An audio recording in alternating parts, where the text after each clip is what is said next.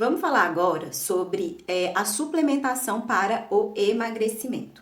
Mas primeiro, vamos falar sobre a pirâmide do emagrecimento.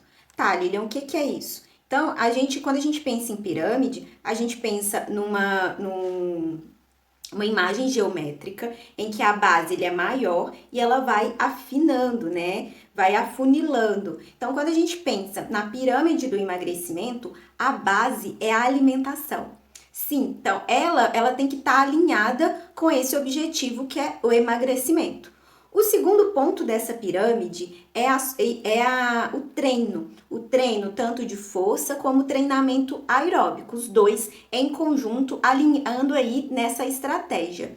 O terceiro ponto é o descanso. O descanso ele é muito importante, principalmente porque às vezes a gente quer treinar todos os dias de maneira intensa sem dar descanso para o nosso corpo. E isso chega uma hora que dá bizil, chega uma hora que não dá. Então, o descanso, o sono, todos esses fatores entram aí nessa parte, na terceira parte na pirâmide. E quando a gente chega lá no pontinho da pirâmide, vem a suplementação podendo complementar esse resultado de emagrecimento. Mas ela tá lá no pontinho, ela não é prioridade nesse momento. A prioridade é a alimentação balanceada, em restrição, em déficit calórico. O segundo ponto é o treino eficiente, alinhando ali aeróbico com a musculação ou um treinamento de força. O terceiro é o descanso em último ponto. Por isso que a gente deixou a suplementação para falar no último dia, porque ela não é totalmente importante nesse momento.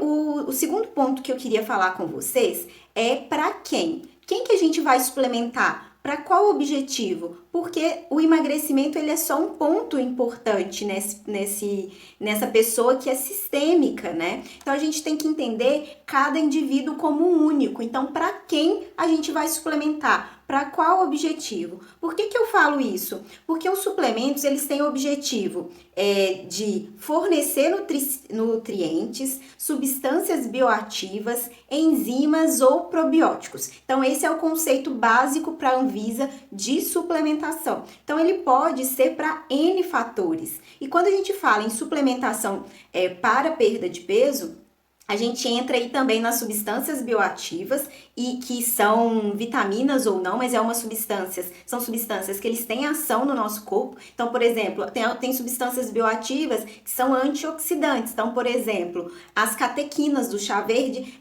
as catequinas é uma substância bioativa. A gente tem, por exemplo, também a uva tendo ali o resveratrol, também sendo um fator antioxidante, anticâncer. Então, a gente tem essas substâncias que elas vão agir em um objetivo, em um sintoma, um sinal específico. E a gente tem que entender quem é essa pessoa e quais sinais ela apresenta. Se a gente pensa, por exemplo, num dos pontos que mais apareceram nessas perguntas que a gente fez desde o primeiro dia de desafio, a compulsão alimentar é um dos fatores primordiais, é o que mais acontece. Seja ela de um alimento específico, por exemplo, doce, ou a compulsão de forma geral. Então, aí a gente tem fitoterápicos e compostos bioativos que agem nessa compulsão. Mas mesmo a compulsão, a gente tem vários motivos para ela ser instalada.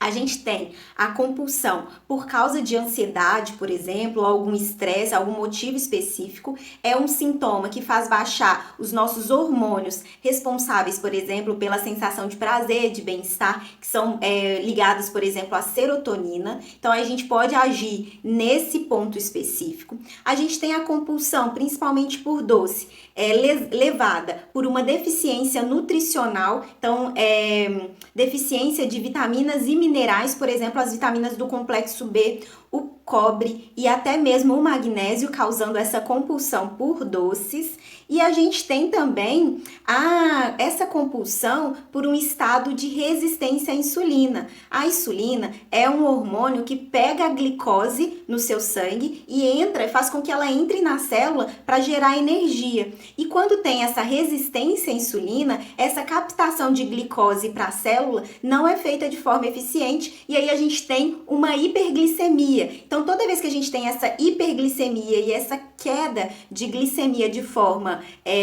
abrupta, de forma exagerada, a gente tem essa vontade de novo de comer doce. Então, a gente precisa entender qual é o aspecto principal desse paciente para que a gente vá suplementar alguns desses substâncias, por exemplo. Então, para quem tem ali a captação de serotonina como causador, a baixa, né, de serotonina como causador da compulsão, a gente pode trabalhar ali com alguns fitoterápicos, tipo grifônia, tipo, eu esqueci o outro, deixa eu dar uma olhadinha aqui.